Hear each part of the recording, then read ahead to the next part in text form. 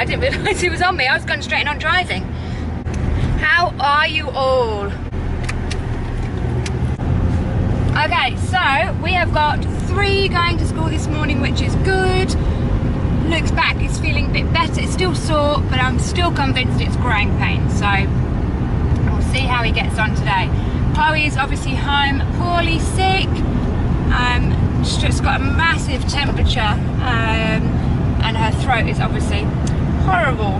So I've just tried to wake her up to take her medicines, and then yeah, she's going to go back to sleep. I've put the aircon on for her, and she's going to snuggle back down to sleep for the day. Hey, so I am back from work. It is a little bit later than I wanted it to be. Some hiccups this afternoon at work, which is always a bit dodgy. Anyway, I've sorted it out. Hopefully, fingers crossed, it's sorted. I'm home. Chloe has had a super marathon today of watching 24 Hours in Emergency. It was on this morning when I left for work. Came home at lunchtime, it was still on, and it's still on tonight. So Chloe has had a fun watching that because she loves that. We both love watching that program.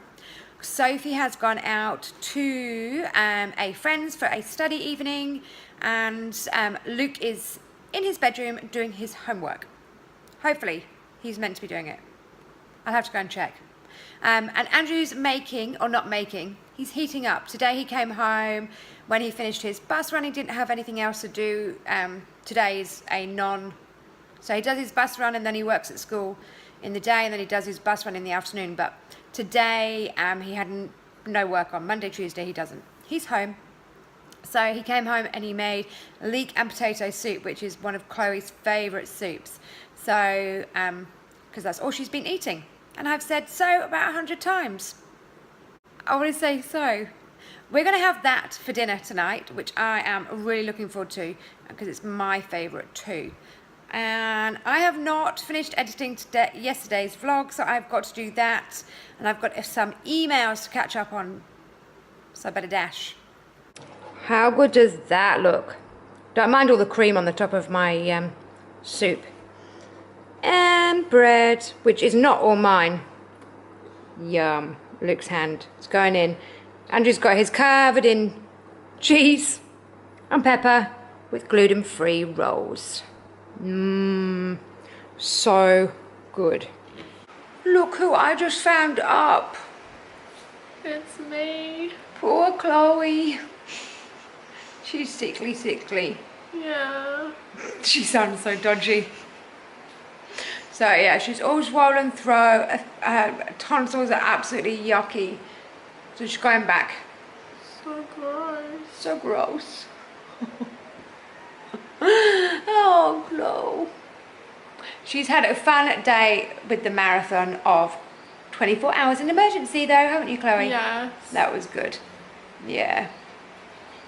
All right, you go rest. Okay. Bentley's come to see us. Bye.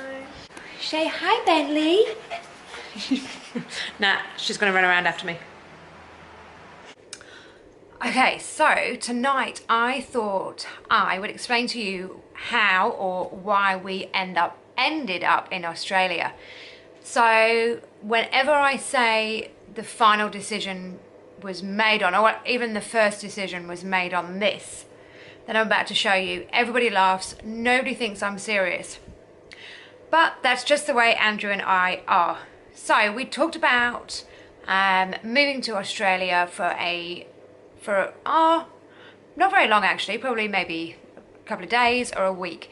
I'd always known Andrew wanted to move to Australia because he came for a year when he was 21, travelled around and absolutely loved it, and was always going to come back, but ended up going back to England after the year was up, and going and managing his parents' family business with them. So, and then obviously something that was going to be a year ended up being a lot of years. So yeah, that he just never ended up going, but he'd always talked about Australia and I knew he loved it. I'd never been to Australia, but I'd always moved around and with my family.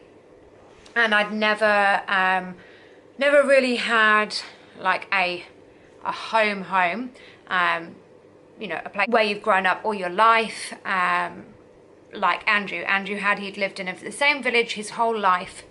So I'd never really had that.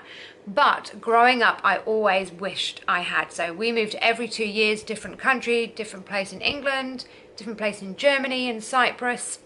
And whenever we went back to England for a holiday, I always used to be really, really jealous of my cousins on my dad's side, because they lived around the corner from my grandparents, and they used to go every night for dinner or just after school, and they were just all really, really close. When we went home, it wasn't as if we weren't close to them. We were, but I just always longed for that, and I always said when I had children, that is what I wanted. I wanted to be next to my parents, next to my husband's parents, and then the kids would just be really, really close. But then it all changed. We just, discussed Australia a few times, and obviously we needed to make a decision on whether we were going to go or not. So we played Game of Life. So it's all because of this that we moved to Australia. So if I won, then we stayed in England, and if Andrew won, we came to Australia. So obviously Andrew won. Crazy, I know. But the next day I got onto the internet, and I searched seminars and different things that were going on around England about moving to Australia. We got an agent and set the ball rolling.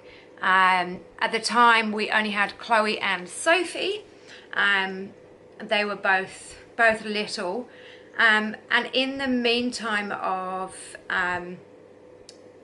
the whole process of getting visas and applying, Andrew turned 35. So before 35 we could just get into Australia on our points, and Andrew being a plumber, which he had to go back to in order for us to apply. He had to be doing plumbing, which he hadn't been for years. Obviously he'd been working for his parents in their shops. So Andrew turned 35 and we lost 5 points, and we couldn't get into Australia. So my uncle lives in Australia, and he actually lives in what they call a remote area, and so we got a sponsored visa for a living in a remote area. We didn't actually have to go and live there, but he sponsored us, which gained us 5 more points. My uncle actually has the same surname as me, as Andrew, sorry. So when all the visa application and everything went through, and we got the paperwork back, it'd actually been to the, wherever it goes, the High Commission. Now I'm going to sound really stupid, I'm not actually sure where it goes, but it went wherever it needed to go, and it come back, but it listed my uncle as being Andrew's uncle. So we had to call the visa agent, and this was like right at the end where they were issuing us our visa. And so we called the agent, and luckily he was going to Australia, so he flew over here and sorted that out, and it got done pretty quickly. These things can take ages. If you have to change anything or resubmit, you generally have to go back to start of the queue. So that happened, and then I got pregnant with Luke. So we had Luke, we had to put him on the visa, and that was a bit another like stumbling block. It felt like it went on forever for the visas, like forever. I'm sure well, at the beginning, both of Andrew's parents and my parents and all our families were obviously anxious and a bit upset that we were going. But then I think because it took so long, they probably thought we were never going to go. Because it really did take years. Which I don't think some people are prepared for, is that long haul wait and, you know, making sure everything's in line and ready. So yeah, we had Luke, which was a stumbling block of the visa again, and also it's a really hard one. We knew once we got the visas we wanted to come straight away. We didn't really want to mess around because we just wanted it to get started for the girls, and Luke was still little. He was only 1 when we came, and also kind of get it over and done with for our parents, so they weren't, it just already gone on for so long. We just wanted it to get over and done with. So we just wanted to come straight away. So selling the house and things, it was like, do we do it now? What if we don't get our visas? Then we won't have our house. Because we'd actually got a house in a village that I desperately wanted to live in. It was where Andrew had grown up. Houses didn't come up all the time, and we managed to get a house that we renovated. We managed to make quite a lot of money on that. So we were coming to Australia with a good chunk in our pockets. So that was helpful for the move and for settling in. So yeah, anyway, we ended up putting the house up for sale. It took a while to sell, although everything felt like a while. I'm not sure whether actually the house sale was. Anyway, we sold it. We ended up moving into a friend's house that they had for rent. So we rented that for a couple of months. And yeah, so then we made the big move. But yeah, it was all done on a game of life. That was it. We made the decision on that, which is crazy, and probably not well advised to do. But yeah, we did it and we're here. I've got to say, I think I didn't come with rose tinted glasses. I knew it would be hard. I didn't realise how hard. I think we arrived, they'd had the most rain in Queensland they'd had in years. So we arrived in June, July, June or July. Everywhere was so wet, it was crazy. It was just not like what I expected it to be at all. We'd booked a holiday rental on the internet. So when we arrived, we'd got a rental car that we got at the airport, and then drove up to the Sunshine Coast and got our keys for our rental, which was right near the beach. So I was really, really excited. I thought it'd be a great start. We walked into the house, and because it had been raining for so long, and I don't think anybody had been in the rental for a while, we opened the door and it was disgusting. Like beyond disgusting. It stunk. It had mold everywhere. It was just horrible. So we actually didn't take any bags out of the car. We just walked straight back out of the house. We walked down to the beach. We went for a walk and just got a bit of fresh air. Let the kids run around after such a huge flight. And then we had it was about an hour and a half before then we got to the rental. Yeah, and I was so I just ran out of memory card. Whoops. So yeah, I was so disappointed. Yeah, it was really hard. So then we made our first, I would say, biggest mistake in when we arrived. We did not plan our money at all. That is the #1 biggest mistake. So we walked around and we found a really gorgeous hotel up the road. So we went and we stayed there. I think we stayed there for maybe 4 or 5 days, and then we went back to the rental place and said, listen, this house that we've rented is horrible and we need somewhere else. Which they did. They were great. They got us a new rental, which was right on the beach, which has actually become one of our favourite beaches to go to.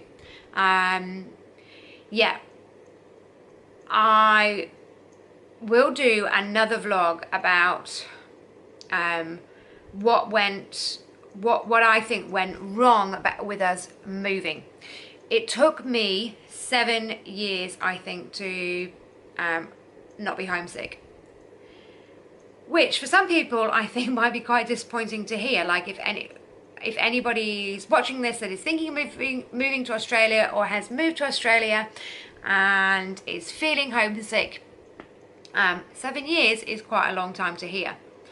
There were so many factors into that though. It wasn't just a case of everything was wonderful and we were having an amazing time and I just felt homesick. It wasn't. It was a really, really hard time.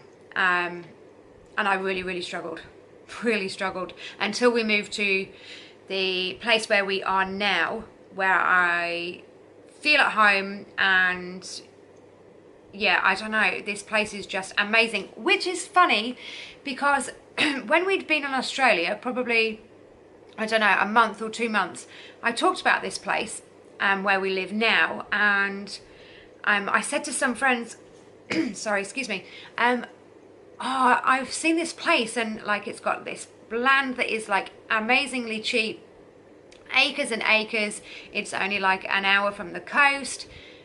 It just sounded great. I don't know if we drove up or not. Everybody said, do not move there. Like, it's really bad. It's not like, it's, I don't know what they say, it's isolated. People are crazy. And yeah, it just got such a bad rap.